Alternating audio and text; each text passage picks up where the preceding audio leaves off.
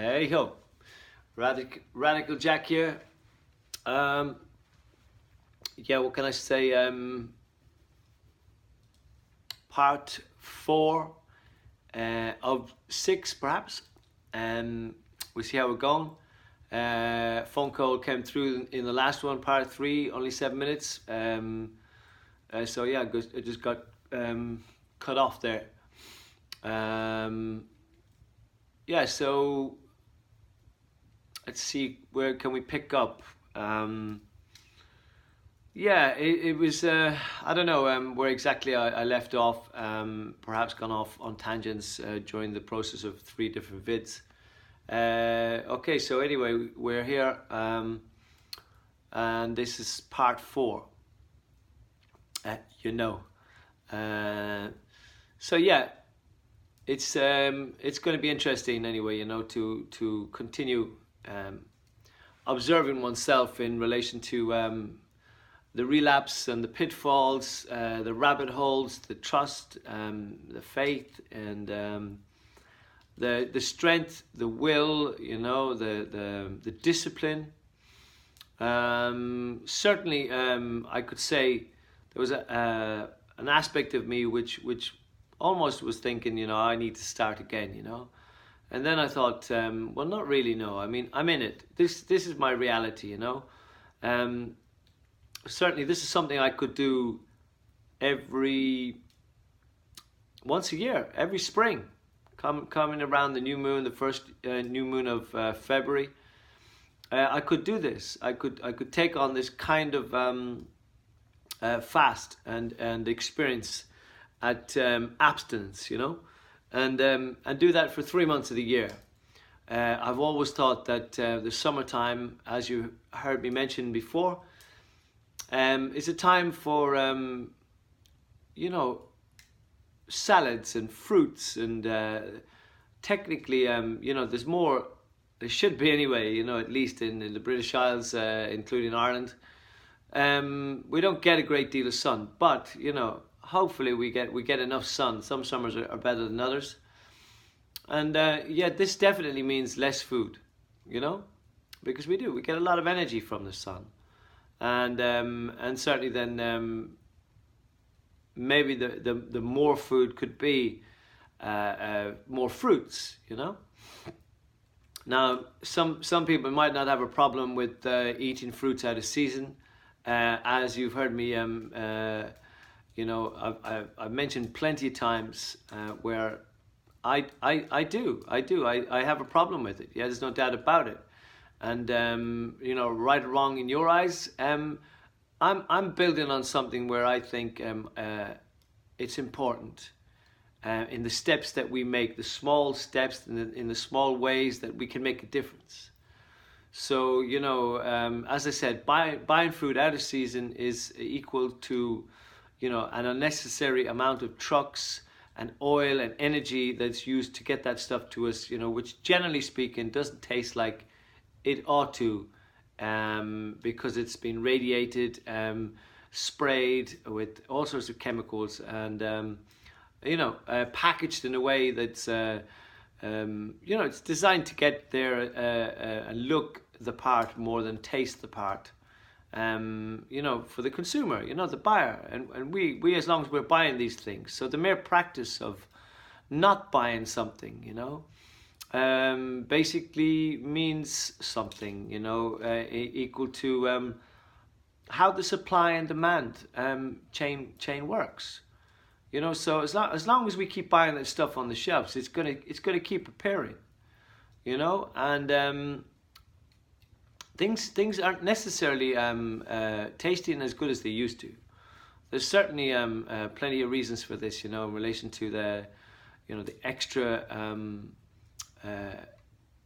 spraying, and the fungicides, pesticides company, the chemical companies, and that long life, I mean, the body is not, it's not breaking down like it once did, because there's so much preservatives in food, So these things are all affecting us, and there's lots of people connecting the dots, in relation to cancers and dis-ease no matter what kind of form it comes out in. So one, we're practicing in a way towards either the cure or the prevention of this disease that is prevalent and running rife in our minds, our body, our society, etc. You know, it's gone on and on and on, where there's no doubt that there's a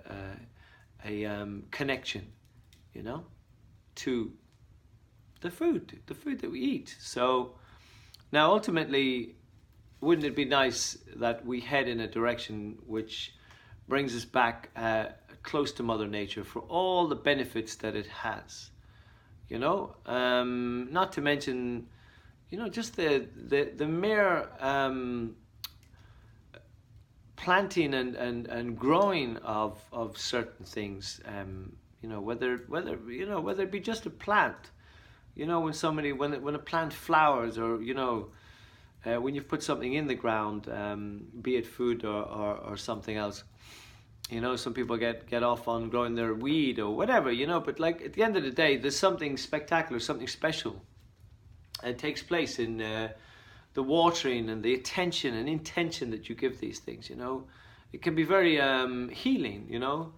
And some people go so far as to say that, you know, putting a seed under your tongue, you know, for instance, connects with the cellular memory of your body and therefore its ailments.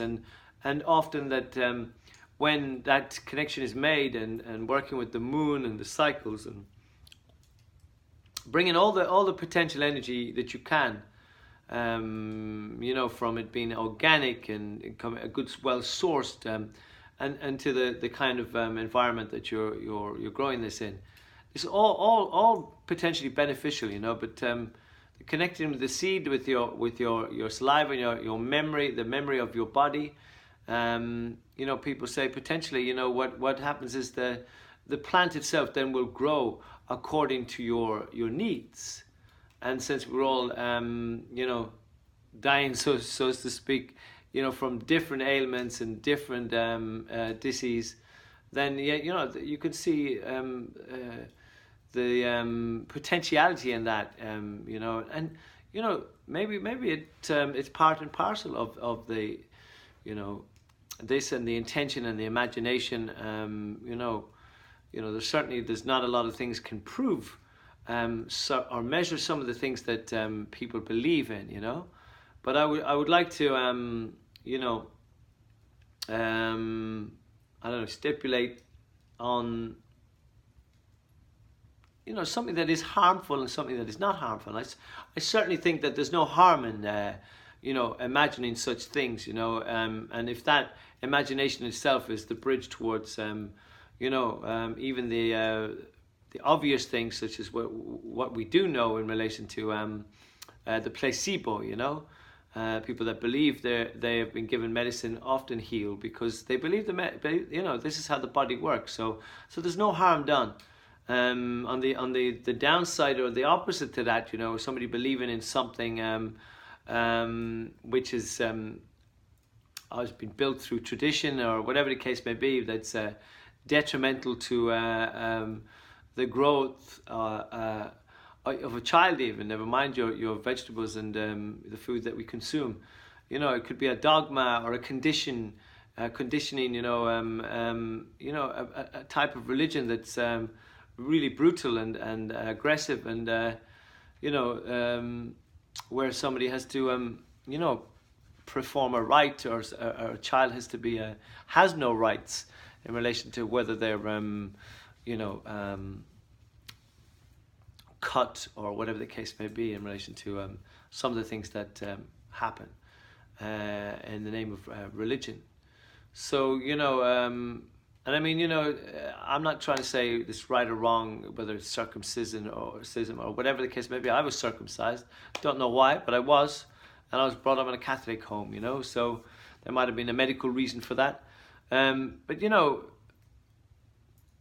I don't want to take away from anybody else's beliefs either in relation to their religion and stuff like that. But that's not kind of what I was referring to. You know, there are some like let's say slavery, for instance. There was a time when people believed it was okay. I think that's a really good example. And we look back on that now, and shameful, terrible behaviour. It was done to the Irish. Long before the Africans. We were second-class citizens in our own country, and it was done to a lot of cultures. The Aborigines, the Maoris, and some of these cultures did it to the original inhabitants of those lands too. So it's been done to us all, all across the board at different times, in some sense, and today in the modern world, in relation to the amount of technology and access to technology that keeps us all in touch with us, isn't it ironic, that we can be, more separate by being on top of each other, which is why I put such an emphasis on the return to the land, because I think, when there's a little bit of space between each other, whether it be just like, our neighbours who live like 2 fields away or 1 field away, it's 100 yards, 500 yards, we're more likely to come together because we have that bit of space. The example then on the opposite of that is people live in cities and they're right on top of each other, streets and upon streets and flats and apartments upon apartments and high rises, whatever. People are living right next to it. They don't even know their neighbour. Never have. Could be living there for 20 years. So what is this? Is there something in this? Is there something in this what I'm actually saying? Because ultimately, I had a beautiful visual around that today as I was expressing myself to a friend. Somebody came up with this idea, right? That we have everything that's been mined is it's all above ground already now. Everything that we need, we don't need to mine for more metal or copper or anything. It's already here. And so the idea, like for me, in relation to a city and the transformation or transmigration or whatever you would call it, from people moving back onto the land. We could take down all the crap, not such great buildings, and the flat, the high rises, the metal, the wood, the concrete, all everything can be recycled, all the copper, to build eco homes, which, if anybody who's lived in a yurt or a teepee or a shed, some of the sizes, some of these things are ample, and so some of the sizes of some of the houses and flats and apartments, even in cities, they're so big, it's just really, really much more hard and more expensive to heat and run and just unnecessary. Rooms we don't spend time in even, so we could have much more awareness around that in the eco homes that we could be building for a fraction of the price of a flat in London. And the material is there, as I said. We could leave the Gothic cathedrals, the Four Courts and the Old Bailey and the Custom House, all these fantastic, really beautiful, they just don't seem to make things like they used to, and some of these stand the test of time. They could become the centres of learning, and the hubs for real universities of education and so on, and meanwhile we could turn the rest of the land back into the green, And so some of these cities could be wide open spaces that are, full of greenery and trees and beauty, and meanwhile, just opened up, and we can have a beautiful technologically advanced rail system running on free energy, which could get everybody from place to place. And when you get to a certain point on the land, you move to horse and cart or cycle or walk. And because nobody's in a hurry, we'd be quite willing to walk and take our time going from A to B, because we've suddenly decided that it's not healthy, to be running around stressed out all the time and putting a strain on the hospital and the system of we'll say illness and disease. So we're going to move into the next part 5 in a moment.